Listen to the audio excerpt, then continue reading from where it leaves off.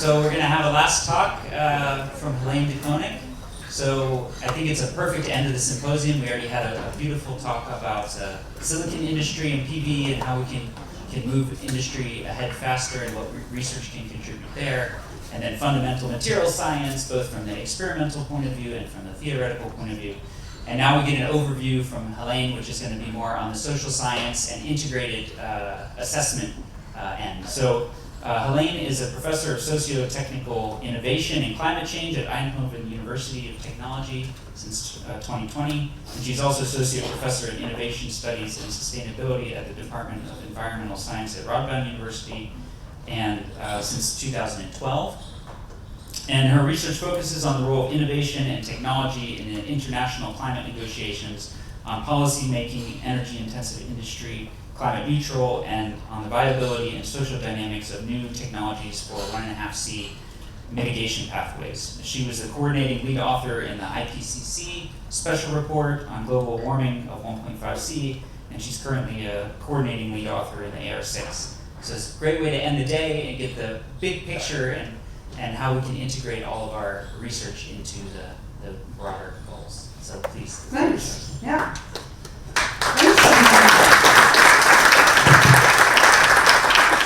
Thanks for that nice introduction.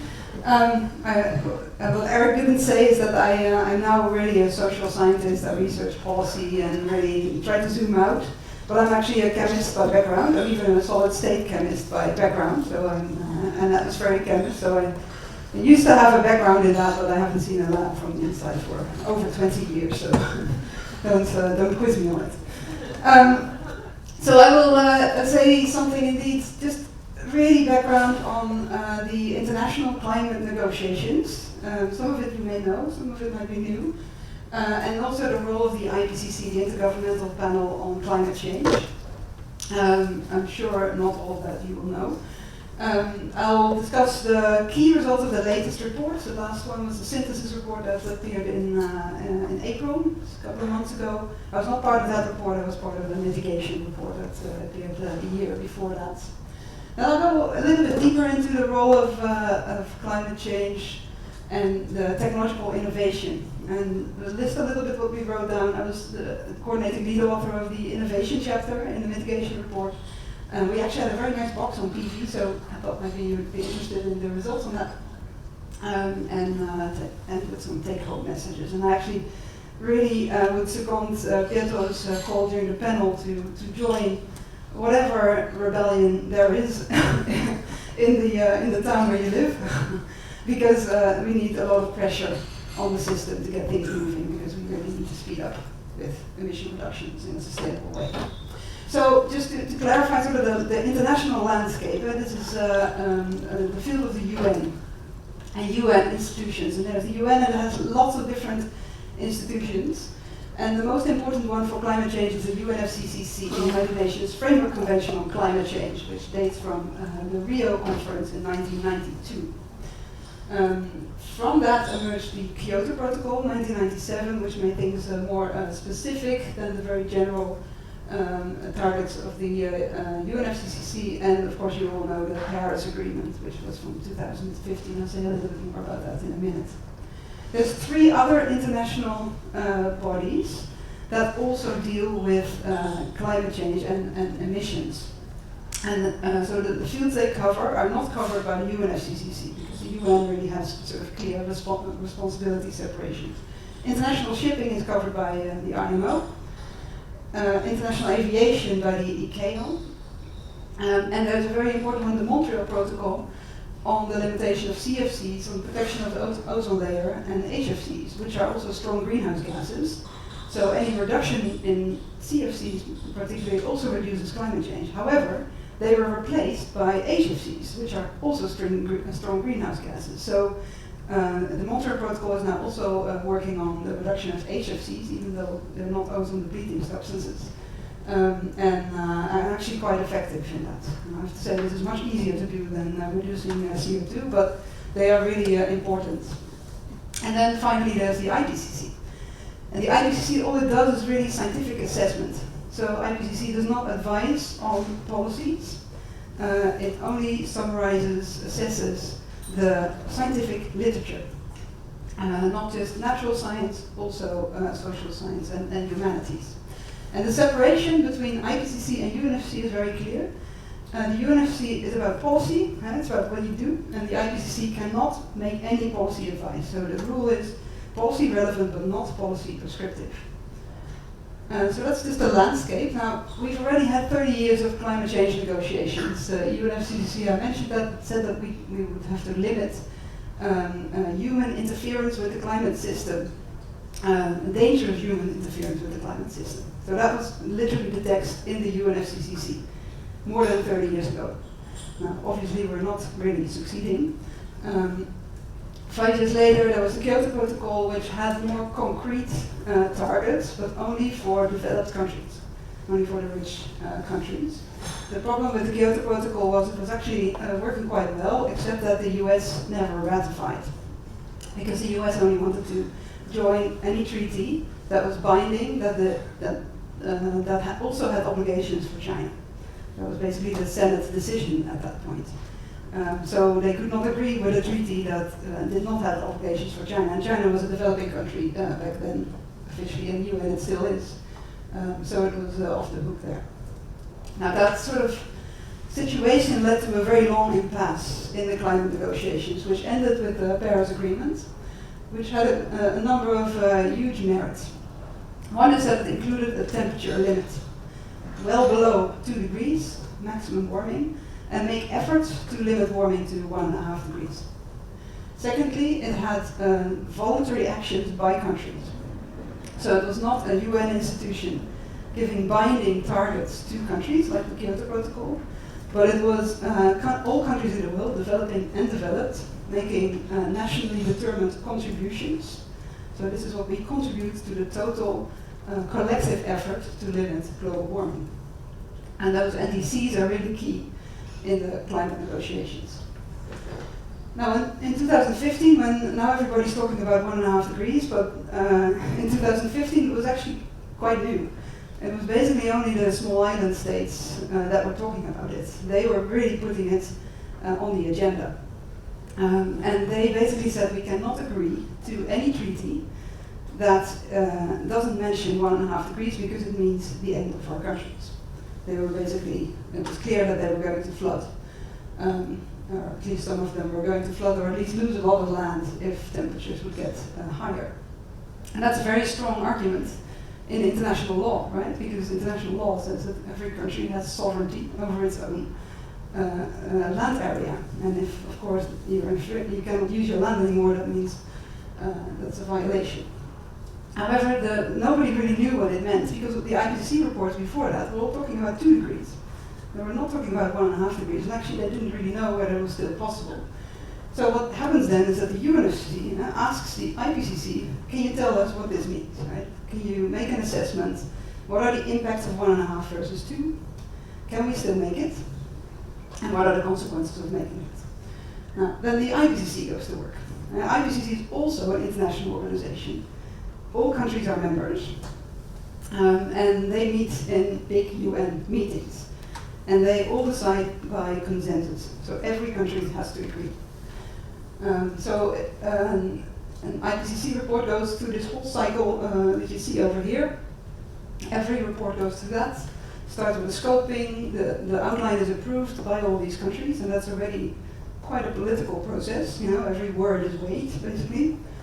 The authors are nominated by the countries and selected by sort of a board in the IPCC that looks at regional diversity, expertise, of course, whether people can write, whether they can work in a team, gender balance. And then the authors get together and they start writing, basically. All those stars are our lead author meetings. So we get together as a team and we try to draft the outline, etc. After the second lead author meeting, we make a first order draft of the report, and that is being sent to all expert reviewers that have registered. And these expert reviewers are, everybody can register. You guys can register as well if there's a report being written, which is not the case at the moment. And then we get comments, and we have to address all those comments. one by one, and both the comments and the responses will be made public. And so for the 1.5 degrees report, we got, working out, on my chapter we got 3,000 comments. And so we had to go through those, like accept, reject, but then you have to give a reason, of course, you can't just reject. And yeah, basically the reason to adopt something is whether it's relevant, of course, whether it's backed up by the literature, because if it's not in the peer-reviewed literature, we cannot adopt it. And whether we felt it was within the scope. Of course, there's a lot of subjectivity there, but a lot of judgment. Then you write a next draft. Of course, after 3,000 comments, you can imagine what happens with the text. It becomes a lot longer. Because generally people don't say, hey, you can formulate this in a shorter way, right? They say, add this. You're ignoring this, you forgot my paper. Yeah, so then you have a much longer, you have to condense it again, and you go to the next round of reviewers, the same expert reviewers, and the governments also comment. So you get even more comments. Same procedure. And the rule is always, we have to be policy relevant, not policy prescriptive, because we cannot sit on the chair of the UNFCCC. That's where the policy decisions are being made. We are really about assessing the peer-reviewed literature. And even, World Bank reports or things like that, IEA reports, those are sensitive. You prefer to use the peer-reviewed literature, even when that's sometimes more outdated than the more current other reports. After this, there's a last meeting in which we really finalize the report, and then it becomes even more interesting because we write a summary for policymakers, and that summary for policymakers is the real political approval. It has to be approved on a line-by-line basis by all governments in the IPCC, so basically all governments in the world. And that's also where most influence happens. But the nice thing is, we have a picture. Oh yeah, you also get comments on that, of course. This is how the comments look like. So you get these huge Excel files. They go on for ages. Yeah. And you write the responses in the if you want, you can look on the IPCC website and read through all 50,000 comments on a single report. And this is how an approval session looks. It's a big UN room. This was the 1.5 degrees report approval. That was in Korea, in-person meeting.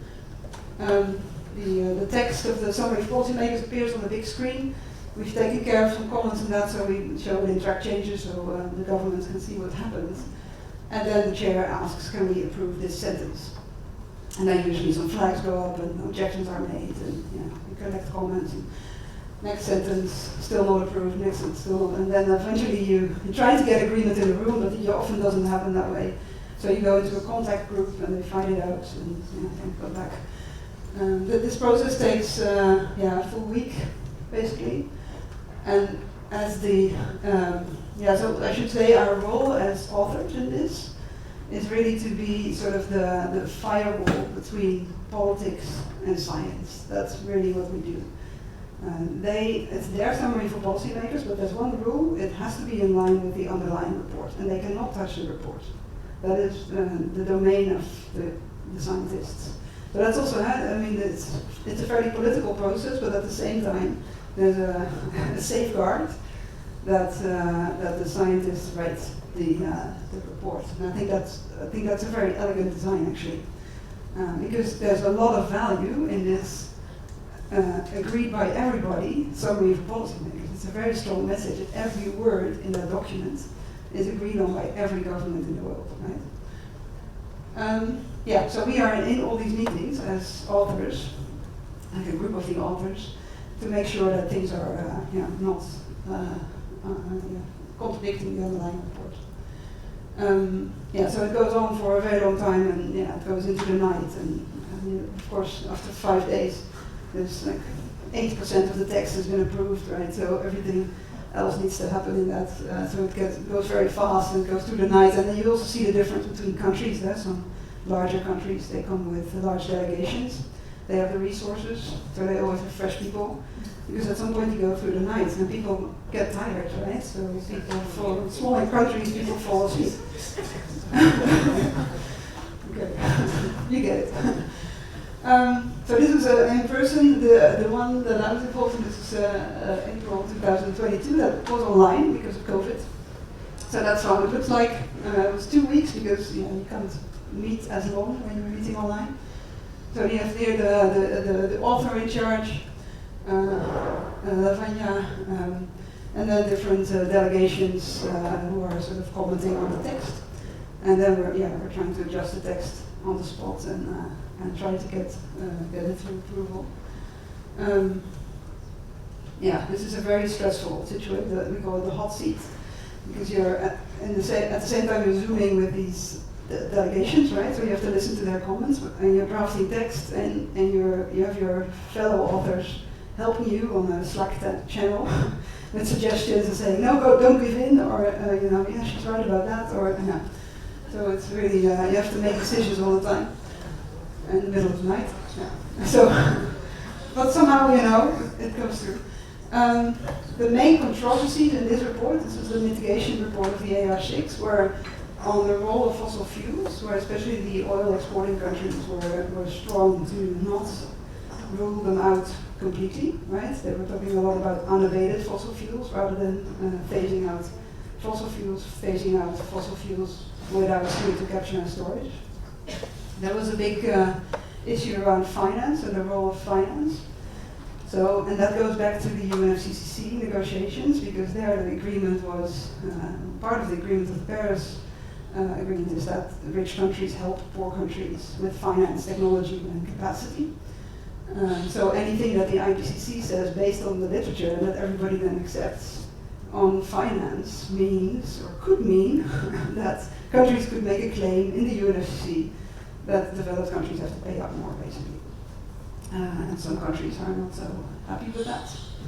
And finally, justice and equity. That's just the key issue in the climate negotiations, is whether which countries have the responsibility to act first and to act most radically. And especially India was taking a lot of time, probably the most active country, always emphasizing, the rich countries should act first. You should take national circumstances into account before you act. They have a very good point, of course.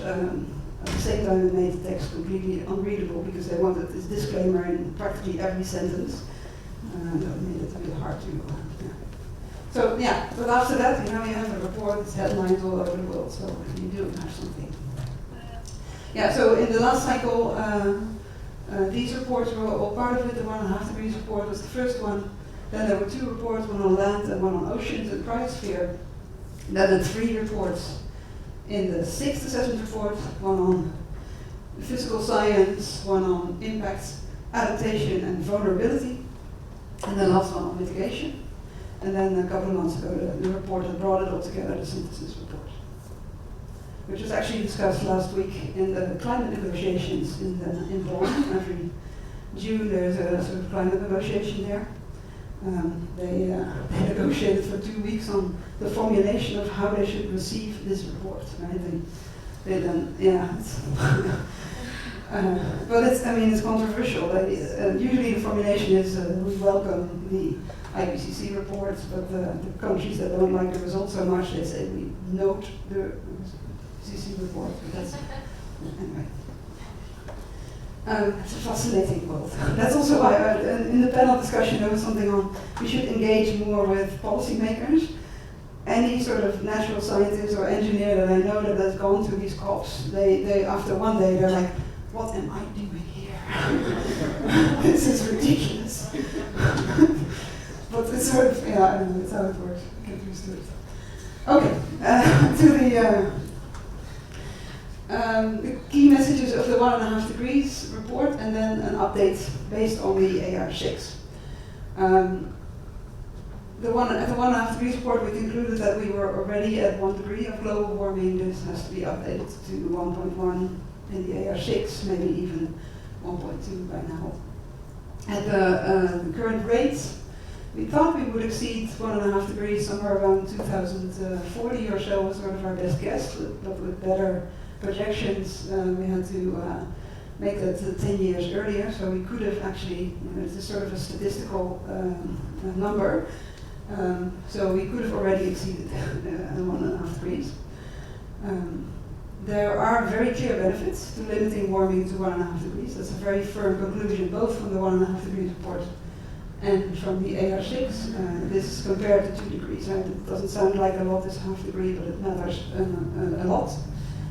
We also concluded that we can still limit warming to 1.5 degrees, but this requires unprecedented system transformation. So things we really haven't seen before that go way faster than implementing and way further than implementing technology. We really have to change, as somebody said today, maybe the capitalist system or the way we value things in life.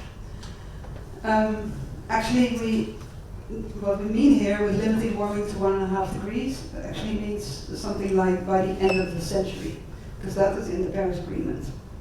There's now actually, it seems that 1.5 degrees is sort of unavoidable right now. We will probably exceed it in a couple of years from now. But it is possible to still bring it down if we limit emissions very quickly and take CO2 out of the atmosphere. If we wait for these nationally determined contributions to be implemented, and their target year is 2030, we will certainly miss the 1.5 degree target. That was a very firm result. So the message here is, dear parties in the UNFCCC, update your NDCs and make them more ambitious. And also we did an assessment with how 1.5 degrees pathways, both in terms of climate change impact and mitigation, would interact with sustainable development goals, so with other societal goals on biodiversity or inequality or hunger.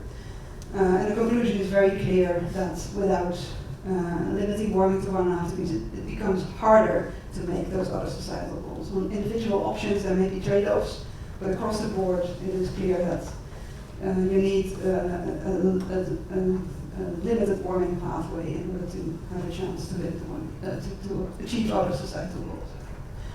Okay, so what is some of the reasons why we conclude that there's clear benefits to 1.5 degrees? Even at 2 degrees of warming, we will lose what's called reefs. They will go extinct. And that's a very robust result. And of course, you lose these ecosystems, but you also lose, livelihoods around it and people that depend on it. It's sort of hard to imagine what the consequences are. If we look at sea level rise, actually the difference between 1.5 and 2 degrees by 2100, global average is not that big. The difference is more in the longer term. In 2050, you probably don't even see a difference in sea level rise between 1.5 and 2 because it's a slower process. But beyond that, you might look at very big differences, and the bigger difference is probably in the melting of the polar land ice. The lower one is mostly thermal expansion, and the polar land ice melting is really, that can really speed things up. And there, the tipping point, we don't really know. The point of no return basically is probably somewhere between 1.5 and just over 2 degrees. So you really increase the risk when you let temperatures go up further. Now, of course, there's other consequences, stronger hurricanes, forest fires, and I think I need to tell you that this is going on. And completely ice-free North Pole every 10 years and 2 degrees every 100 years or so, at 1.5. And in terms of human cost, already in 2050, hundreds of millions of people are more at risk of extreme poverty in 2 degree scenarios compared to 1.5 degree scenarios. And that is mainly because of extreme weather. So what happens is that people are already sort of on the border of poverty, right? They have a little bit of land, a little bit of cattle, subsistence farmers, for instance. And if there's a hurricane or a flood or a big drought, they are often help themselves, but they lose their livelihood, right? So they are at risk of poverty. You see that very clearly in Pakistan now, for instance. So these are actually some reasons, there are more, why we conclude that there's clear benefits to limiting warming to 1.5 degrees. And if we look at what is needed to achieve that, this is still from the 1.5 degrees report. It shows pathways by integrated assessment models. And the blue pathways, with all these lines, these spaghetti lines, are model runs. And the blue ones have a reasonable chance of limiting warming to 1.5 degrees. And what you need for that is, and this is actually only CO2, there's no other greenhouse gases here. That's because the difference between 1.5 and 2 is really in CO2. Because also for 2 degrees of warming, you want to bring your methane and N2O emissions down, to the max. Anyway, the difference is in CO2. In terms of all greenhouse gases, we need to peak them before 2025 globally. We need to halve global CO2 emissions by 2030. Be net zero CO2 in 2050, and we need some degree of carbon dioxide removal. So a net removal of CO2 from the atmosphere. Now, in these individual lines are all lines in that bigger graph that you saw here, but they're you can see that we still have something to choose, right? They're very different. The one here at the top is actually a pathway by YASA, and it's really aimed at showing that behavior change can play a role, basically. They really limit sort of behavioral actions. And then they can actually reduce emissions very quickly. So the gray part is the CO2 emissions from fossil fuels and the cement industry. The brown is the emissions or the removals by agriculture, forestry, and other land use. AFRU. They love abbreviations in the climate world. And the yellow one is bioenergy with carbon dioxide capture and storage. Assuming that your bioenergy is CO2 neutral because you removed your CO2 from the atmosphere recently with the biomass, then you make electricity by combusting it, you capture the CO2, you put it in a geological storage reservoir. So you have a net removal of CO2. And you see that some of these scenarios really love BECCS. Here there's over 20 gigatons of BECCS, which is completely unrealistic. I mean, that requires the area of India in terms of energy crops or something. That's not, But this is a model run, it's very theoretical. But these scenarios, and you see also if you contrast them with other sustainable development goals and climate, they look much better, right? So it's really, the aim here is to show that we do need some degree of carbon dioxide removal because even this scenario has some, but we don't need excessive amounts of it if we reduce our emissions earlier, because every ton of CO2 we emit extra for 1 year, basically we have to remove later. That's essentially the situation. Now these models are a little bit rudimentary in the sense that they basically only had 2 carbon dioxide removal options, only these reforestation and afforestation and bioenergy and CCS. There are others that are actually that have some benefits, like carbon sequestration or high technological ones like direct air capture. But in general, most of them are either energy intensive or land intensive or both. So the message is reduce your emissions early. That's really key. So how are we doing so far? We go to the past, so these are the past emissions over the past 30 years or so, split up by greenhouse gas. See that most of the emissions, the yellow and the blue ones, are CO2 from either fossil fuels, industry, or land use. And there's quite a lot of methane, and you see that things are still going up. Right? It's slowing a little bit in the last decade, and it's actually still slowing more at the moment. But it's a bit unclear whether we're reaching a peak. This decade here was really extreme in terms of it was a faster growth than this decade and any decade before, and that's mainly fueled by the rising coal use in East Asia. So it's really a big factor there. But we're not on track. Emissions are still rising. If we look at the sort of emission gap between what emissions we are now sort of what the trend is, also based on current policies that are already being implemented, and then the difference between where we need to be in order to limit warming to 1.5 degrees or 2 degrees. You see there's a gap in both 2030 and 2050. And you could look at this sort of, like say, okay, this is good news, right? Because in 2010, the same assessment was done, And we were looking at way higher temperature rises. The assessment then was 3.5 degrees of warming or so. Right now the assessment is with implemented policies, those are not policies that we announced, but really stuff that is being implemented at the moment. We arrive more at 2.8 degrees or something, maybe even a little bit lower. If all the net zero aims of countries are actually being implemented, we're even at 1.8 degrees. So the ambition gap is narrowing. The implementation gap is there's some room for improvement. That's so we're really shifting focus from more ambitious targets to how do we actually make it happen.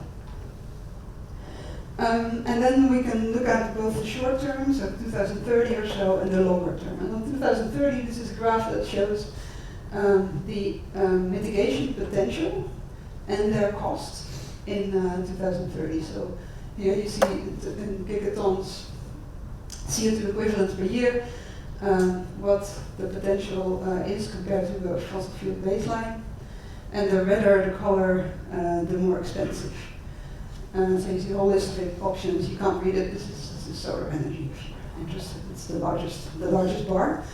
The conclusion is that based on this, the global emissions can be halved by 2030, all greenhouse gas emissions, not just CO2, with available technologically mature mitigation options at costs lower than $100 per ton CO2. So there's, based on this, no economic reason not to do this. Right? There's other barriers clearly, right? Institutional barriers, laws that don't work, people that don't know about the options. And most of these options are also synergetic with sustainable development goals. It becomes more difficult if you really look at 2050, because net zero is really way harder, right? After 2030, you just started basically. You really need system transitions there. You need them not just to mitigate, but also to adapt to climate, because we're facing a changing climate at the same time, particularly for land and ecosystems, but also in urban areas, you need adaptation at the same time. So we need that in these system transitions in energy, in land and ecosystems, or food systems, which basically cause a third or so of global emissions, in our urban areas, in our infrastructure, and in industry, and also for circularity. Now you can't really sort of steer on these system transitions, at least that's really hard. So we looked at how can you make them happen. I just have time, I think I'll skip over this. And what we said is, well, you can, I'm doubting to say whether this is actually science, it's more like a categorization. We thought it worked in both reports actually. But we say, well, you need some enabling conditions in place in order to make these system transitions happen. Of course, you need technological innovation, but it's not enough, right? You need policy instruments to make them happen. You need multi-level governance, so you need these policies and actions at multiple levels, from community all the way to the international level. You need capacity, you need people who know what they're doing, who are well educated in all actors, right? Not just in research and development, but also in government at all levels, in the financial sector and in communities. You need behavioral change, right? You need people who make different choices, but they will not make these different choices if they are not unable to do that. And you need a change in the financial system, because at the moment the financial system and the way it works, the way investment decisions are being made, are not helping to address climate change, despite what many banks, if you look at their advertisements, claim. Right? There's still more investments going into fossil fuels than in mitigation and adaptation combined globally. So that system also needs to change. And we reviewed sort of the literature, of course, in all these different pieces of the puzzle. For instance, for behavior change, there was we did an assessment. I'm saying we as sort of the author team, but this is not my chapter, so I didn't do anything actually. But there's a theoretical potential to bring down global emissions compared to a baseline by 40 to 70% through behavioral change and demand reduction by 2050, through walking and cycling, really changing the way you do things. And here you see the sort of backup of that. We do say that these are not just individual choices. Many people have choices, but many people just don't have choices, right? It's still more expensive, more difficult, and sometimes outright impossible to act in a more sustainable way.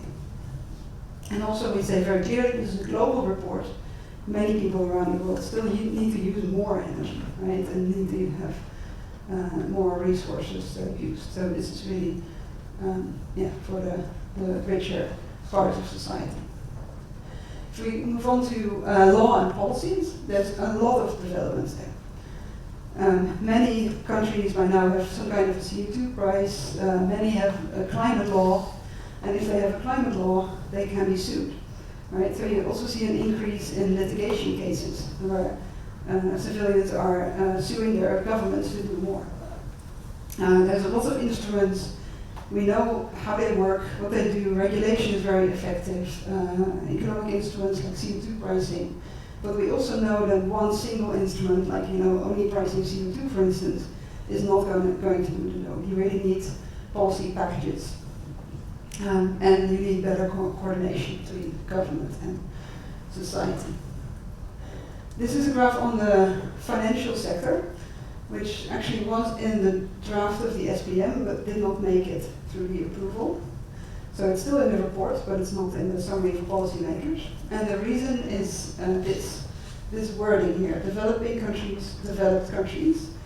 And here you see what are the dark blue bars are sort of current finance flows into mitigation, and the gray ones are what is needed in 2030 to have some shot at 1.5 degrees.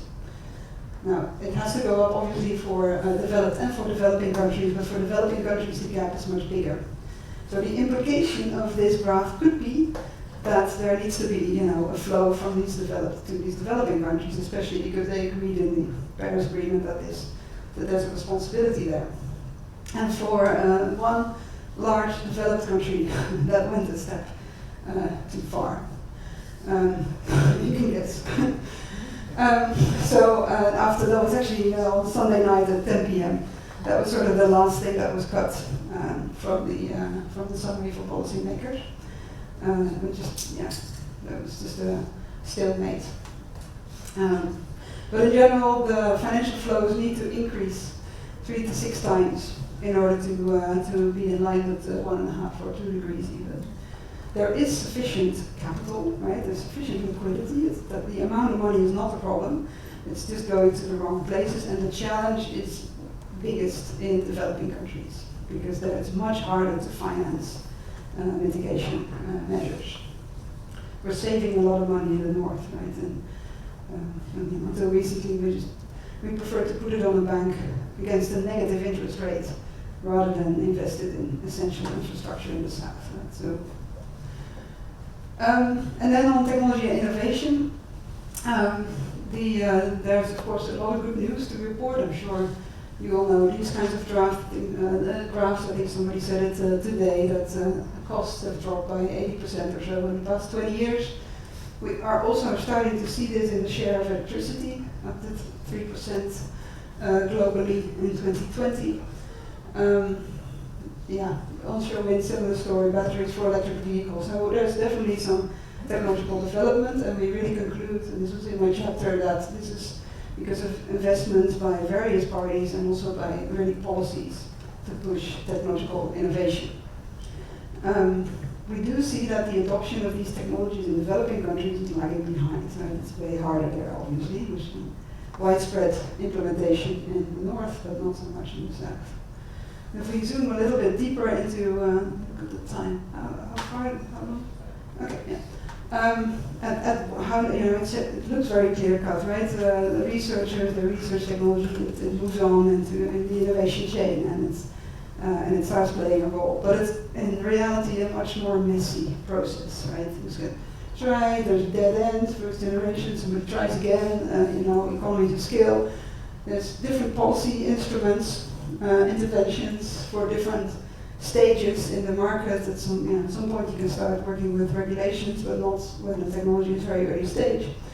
So it's a messy process, and that's not always acknowledged. And it's also a systemic process. So that means that there are many actors involved, right? And they interact with each other. So it's also about the interactions between those network actors, and they're all embedded in an institutional context, meaning they have to follow certain rules. Whether they're cultural rules, whether they're rules of law, or whether there's there's all kinds of informal, tacit constraints. So it's a systemic innovation system, and that sort of determines more whether technology moves forward, besides what you invest in R&D. And you can monitor that. We have a huge table in one of those monster tables in my chapter, where we review what different sources have said about how you monitor the progress of certain technology. You can take a look at it, read this, and you can work with it a lot with policies, creation of markets, removing of more systemic barriers, also on the demand side, and greater investments in R&D. We also argue for that. It becomes more difficult if you talk about developing countries. For various reasons. Capacities are way more limited. If the amount of researchers or even university-educated people is just orders of magnitude lower, especially in these developed countries. They face really high financing costs. Right? Interest rates are much higher, so if you want to implement something, it's more expensive. There's often no infrastructure or very limited one. The planning, the regulation is weaker. And then I have other priorities as well, right? So, and all of that combined means that developing countries have not benefited in the same way from this good news on technological advancement. Quite to the contrary, there's even sometimes negative impacts, especially on developing countries, because that's where the mining takes place. Right? The Argentinian co-coordinating lead author in my chapter. And he's saying, you guys are green in your electric vehicles, but in my country, people are chased off their land for your green behavior. Thank you very much. So he was very, strong about, okay, what are we really doing here? Which problem are we solving, right? This sort of technological focus only is distracting us from where we really want to be. And that's also why international cooperation is so important, because basically the only remedy is more capacity locally. And that's the only thing that can, that's at the basis of things that can actually help. So then the question is, you have these enabling conditions, can they actually reinforce each other? And I think they can, right? This is a dynamic system that we are looking at. Suppose you have a behavioral change, for instance, people are starting to eat less meat because of health reasons or sustainability awareness or something. We had that in the Netherlands a couple of years ago. Meat consumption went down, or sales of meat in the supermarkets went down by 9% or something year on year, which is a huge drop. And the sales of meat replacements went up by 50%. Right? So market actors are starting to think about, okay, what do we invest in? Shrinking market, growing market. So, and actually, some companies, even slaughterhouses, Vion or something, I think, meat or a protein company in the Netherlands was sort of considering a non-animal protein line. And they have shareholders, and they are asking questions like, okay, what is your plan for the future? Where do you see your growth? If they bring more capital to the meat replacements rather than to improving meat products or something, you get more innovation in that, you get lower costs, better products, which can lead to more behavior change, or more difference in consumer behavior. And then you have a feedback loop, which can be positive. The problem is the way we've approached this problem is really on sort of what are individual options. Okay, we want solar PV, let's invest in subsidies, we get more of it. But in reality, what we've seen is that it's really been a mix of all these different things that have been working together. And that's also what we explored in this box. You can read it if you want, where we really saw in the whole history of solar PV, and this is work by Garnett, that it started all with more R&D and decision makers, also in the public sector, who sort of had a vision and who thought, okay, this is interesting to invest in. But there was also knowledge spillovers from other industries, for instance in Japan, and a rooftop solar subsidy system.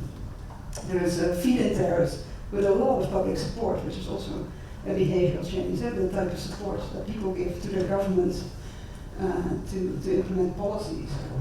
Very interestingly, in the 2000s, mainly Australian educated Chinese entrepreneurs improving the production processes and bringing down costs much more rapidly. And then also since the 2000s, consumers with a higher willingness to pay who are driving the market, peer pressure, right? You see them on the roof of your neighbor, you want them too, and also capacity of installer firms that was increasing. So you recognize different pieces of the puzzle in the history of an already sort of developed technology.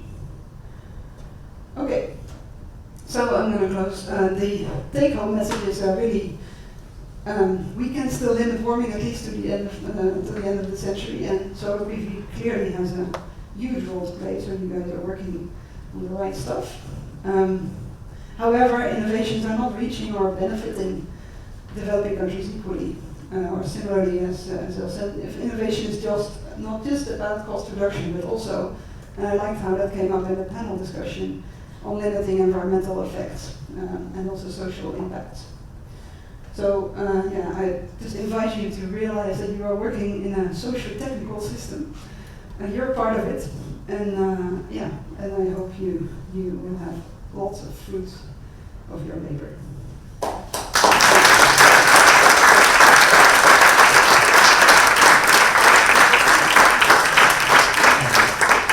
Great, wonderful talk. Thank you so much. We have time for some questions before the drinks at the end of the day. So who wants to start? Bruno. Use your now. Yeah, thanks for a fantastic presentation. Also, how the inner workings of the IPCC really happen. It's really fascinating. It's amazing to get anything out of this process. I'm going to agree on a single document. It's really unbelievable. What I was wondering is, so I get a bit pessimistic by the fact that if you look at things that really happen, so the growth of solar, the growth of wind, but also all the investments still flow into fossil fuels, it's really about making money in the end, right? So how can we, I mean, in the end, of course, you show all these how things connect, but in the end, what makes money will happen. And how can we steer that in the right way that, as you said, we still invest more in developing new fossil fuel resources than many other technologies, so how can we stop that? Yeah, so, and that's why we have sort of, okay, you can change the making money thing by policy instruments, right? If you give a subsidy, you make more money. So, and that's why actually the financial sector is a separate piece of the puzzle, because that has a dynamic of its own. So financial actors, right, a bank or something, if they make an investment, they have to make a risk assessment. So the risk of whether this investment and in what time they can earn it back. They make these risk assessments based on real data, right? So your fossil fuel project has had decades of data. They're very good data, so the uncertainty ranges are low. Whereas your solar energy project, especially in a new context like a developing country, you add political risk on it, etc. So it looks bad, right? So one of the problems in the financial sector is that they make their decisions by looking in the rearview mirror, and they're steering towards the cliff, right? So they're trying to navigate away from the cliff by looking in the rearview mirror, and they're starting to realize that this is problematic, right? That they have to make decisions based on the future and not on the past.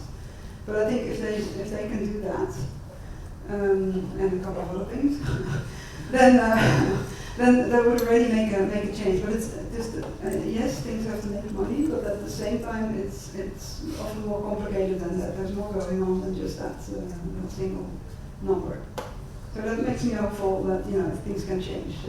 In the cost reductions right now, PV and wind are competitive with fossil fuel investments in the electricity sector. At least the other sectors are harder, but so that also makes a difference. Kelso. Yeah. Actually, it's still his question, but reformulated. how can we change this short-term vision? Because it's not only the bankers that have it, it's all of us. We tend to, right, look just a little bit beyond our noses and try to remain comfortable. How do we change that? Yeah, I think we all need to, I mean, somebody said, I think on the podium earlier, that honest awareness, you know, just knowing what the governments are really key because they shape the system. You can see that we can engage more as scientists and citizens, but how far can we reach at the level of the financial system?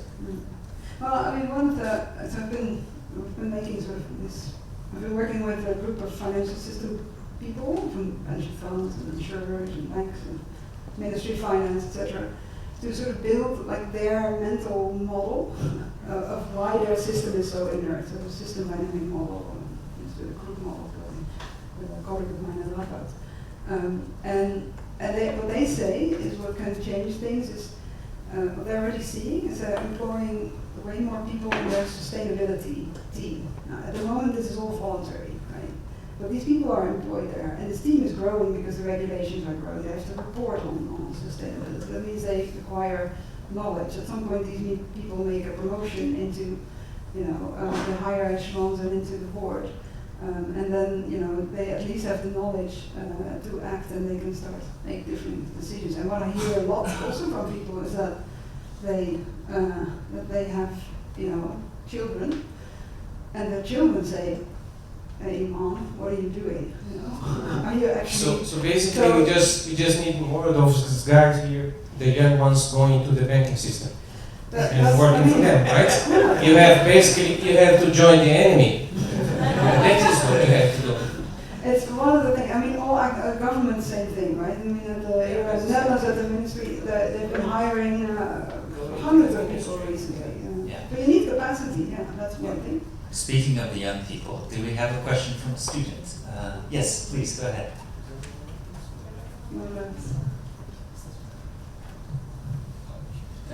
Yeah, you said that the projected temperature that is at the end of the century right now is 2.8 degrees increase, which in my view is actually quite low. I remember from the RCP scenarios that you had an RCP scenario of 4 and 6 degrees and even 8.5. So I wonder how you got to this 2.8, because I think it's already a little bit of a policy trick that it's at the end of the century and not in 2050 or something, because you want to get the CO2 out of the air to get to that temperature. And is there a business case for this kind of technology? So the RCPs, indeed, there was an RCP 8.5, but that was actually 8.5 watt per square meter. The temperature rise was actually 5 degrees or something, which is pretty bad, right? But it was never, I don't think anybody ever estimated 8.5, fortunately. So, but actually nobody believes that we're ever going to get up there. And that is because those scenarios assumed really a lot of fossil fuel use, and we're just not seeing that anymore. We're really seeing a peak in coal. I mean, not everywhere, especially in Asia, you still see an increase, but it's just because of actually also because of the competition of renewables. We're really seeing a change there, and also we're seeing that efficiency measures are actually making a difference. Regulation on efficiency of all kinds of equipment. So, and also in the non-greenhouse gas emissions, especially those from industry, they have been reduced significantly already, and they can reduce further. Methane stays an issue.